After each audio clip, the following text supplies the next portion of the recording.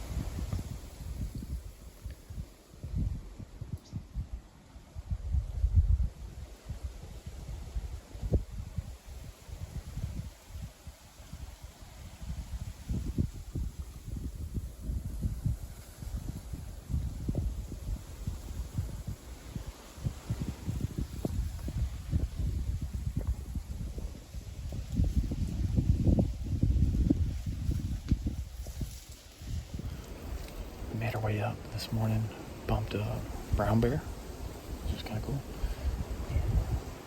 It's super windy, and you think we hear a hunter bugling, that's it.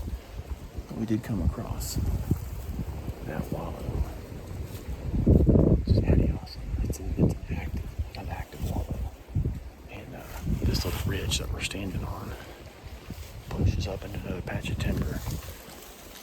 And so we're just gonna keep working, listening, see what we see. Tyler, cool. Right, so we almost had another. Yeah, from last year. With another elk in the water. We passed 3 camps on the path in. Intense. And but so far we haven't bumped a hunter in the woods, but we're just gonna keep doing what we do, see what happens.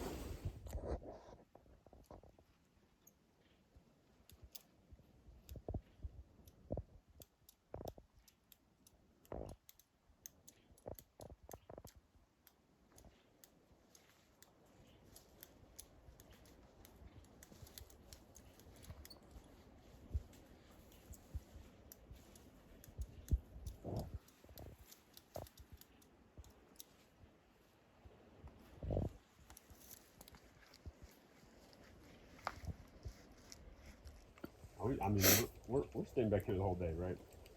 Most of it, yeah. So taking a little late morning break, had a good hunt up. After we saw that bear, we pushed up a little further and ended up hearing some bugles. We thought. We couldn't tell if it was a hunter or not, but we were working this way anyways. We just kept pushing and got within 150-ish yards and got it to sound off. Milton was bugling and got it to cooperate a little bit, so we were at the same level of it, and then we just hit a dead end with thick brush, and so we dropped down about 70 feet, 80 feet, and put the best path we could, and ended up as we closed that distance from 150 yards to probably 40. He was just above us about 30 yards. He was bedded down right where we're sitting.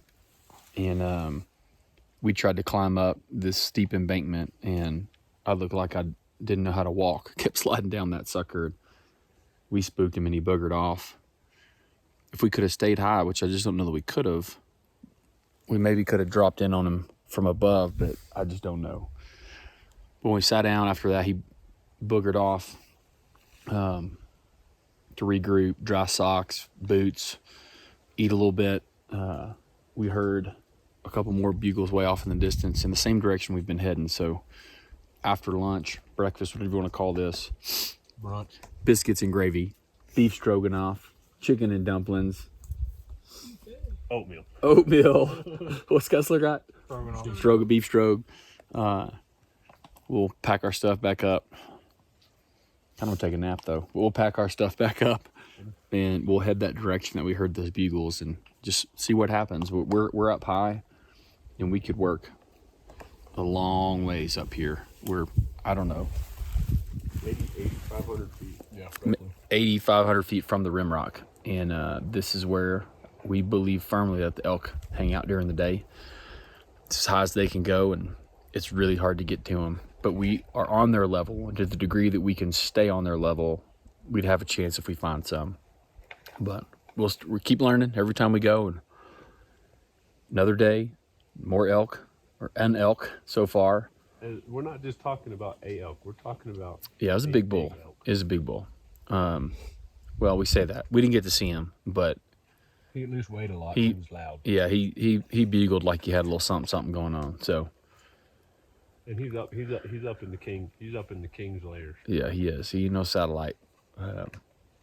So we're gonna keep pushing, keep trying, and we will all be worn out by the end of the day.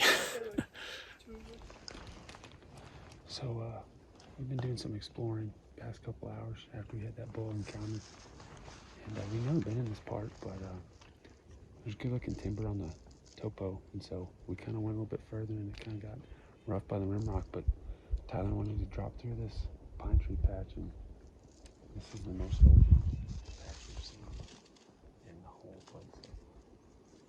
And there's a lot of elk sign. We're gonna get after them tomorrow morning.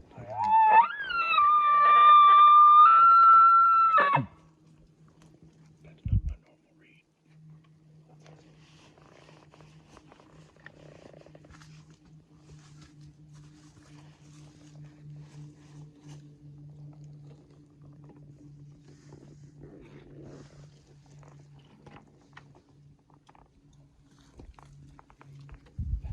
We got Elk Camp 2023 here.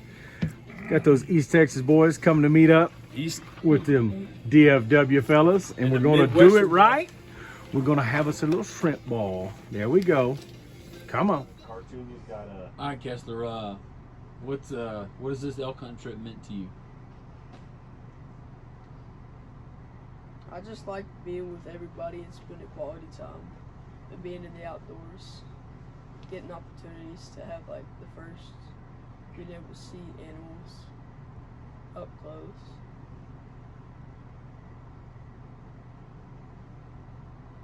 That's it. That's it. What are some of your favorite parts of it? Specifics. Not bombing down through the briars. Not going through the briars. Yeah. Don't fall tallest to the right. My favorite times, probably when they were firing off like the bugles, hearing the bugles. What's like one memory from the hunt that's kind of etched into your mind? I don't really know. It's like all of it. Actually, probably standing over there in the meadows up high, just sitting there freezing my butt off. But just kind of picturesque elk hunting habitat. Mm-hmm. Yeah. What about from elk camp? Any favorites? Bougie. Bougie. What do you mean bougie? Bougie. Huh? Very bougie. We just had a shrimp boil. What else did you like? The filet mignon? Yeah, probably the food. The steak. The steak was awesome. Yeah, it was. Compliments to the chef. What does it mean to you that your dad made it possible for you to come on this trip? It means a lot. Give us a few more words in that. Well, I don't have very many words in my vocabulary. It's the word vocabulary. I just like that he wanted me to be up here.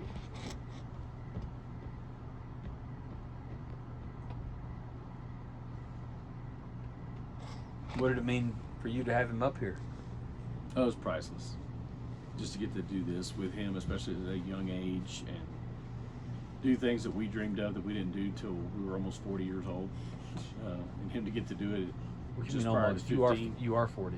I was not 40 when I first trip. I was 39. Close, pushing. But just for him to experience everything that we have, and to be out in God's creation and see, in my opinion, one of the most majestic animals He created. Just make memories with my brothers that he has not got to do a lot of. So it's been pretty awesome. Colin, how does it feel to exceed expectations? What was today like? Today was definitely physically and mentally challenging, and physically wise, I couldn't have gone any further. But you did. My legs were done, but I stayed positive in mindset and did more than I thought I could do, and I know more than everybody in this camp thought I was going to tap out after day one. and made it to day 3. I am taking the day off tomorrow to recuperate, unless Drew and Tyler kill, and I will go in and help pack out once they get it to the flat part. But it's been to me just making me realize that you put your mind to it, and you can do a lot more than you expect of yourself, and that's something I want to carry on from this trip.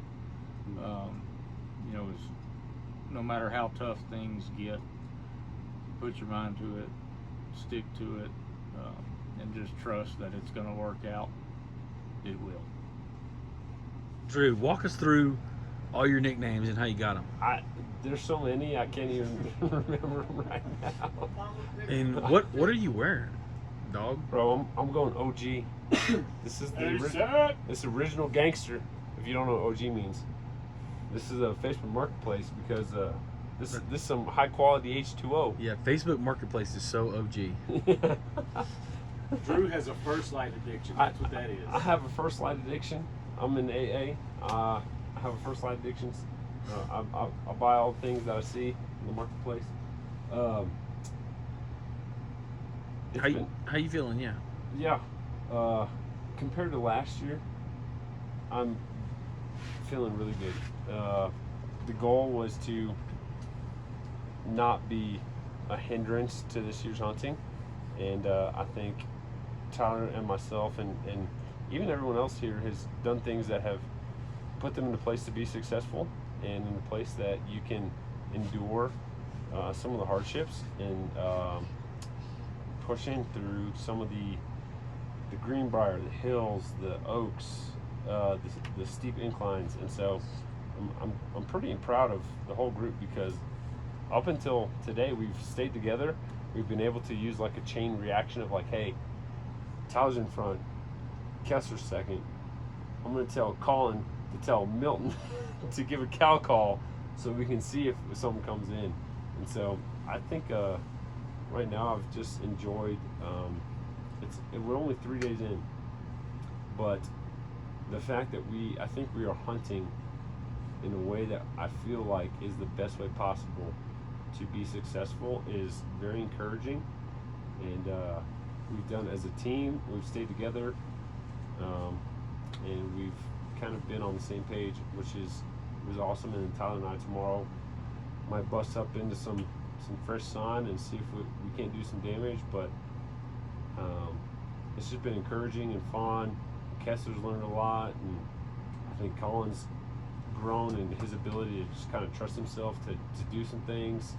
I feel like Tyler's grown in his ability to read some Onyx maps and navigate us wisely, and then Milton's kind of just been in the middle. It's like, because he doesn't have a tag this year, but that's okay. But I feel like he's kind of been that go-to caller. Hey, we need somebody to be the clutch person that brings them in the next 50 yards that's behind us. And so I feel like it's kind of a good vibe right now. It's like I felt like it might have been too much at the beginning, but when we get into it, it's like we got all the pieces of the puzzle, and it's gonna happen. I think it's gonna happen. I'm expecting to pack out an elk when I get back from the airport tomorrow. I think it's gonna happen. That's my plan. I wish I I'm could gonna back drop one him out. off at the airport. I'm gonna get a phone call that says, "Hey, bring your gear. We gotta pack one out." Get your bag. In that case, And I'm I'd just dumping tell the everything pilot- out of my bag. I'm I- bringing a little bit of water. That's it. I'd just tell the pilot to turn around. I I'd break to the cockpit. Kessler's like, Turn oh, around." flight's canceled. So sorry, missed my gate. Oh, gotta go back. But it's been good. I can't. We've talked about it. It feels really cool to go backcountry, and it does. But the rejuvenation, the camaraderie, the kind of Fellowship. life convenience and fellowship that we've had at the camper is worth the extra couple miles that we'll put in at the beginning and the end. And I think we would probably choose to do it again versus camping back deep, which a lot of people are doing. So, What about the Louisiana hot sauce? oh, my mouth is still on fire, bro. I was out there just sucking there. I need some milk. The Louisiana hot sauce is hot to me. It's a condiment to y'all. It's like ketchup. It's like ketchup. It's a freaking ketchup to these Texas boys. I didn't know what they're doing. They're putting potatoes and corn and shrimp. I was like, they're making piles. I was like, what's going on? What's going on here? So you can officially say that tonight was my first Cajun cuisine. Cajun cuisine, and we had some Zydeco to kick it off, and everyone's like shaking their butts and shaking their tops, just like we're cooking the Zydeco, and I was like, okay, here we go. We're getting deep in that East Texas culture, so it was fun. It's a good night. It's only Monday.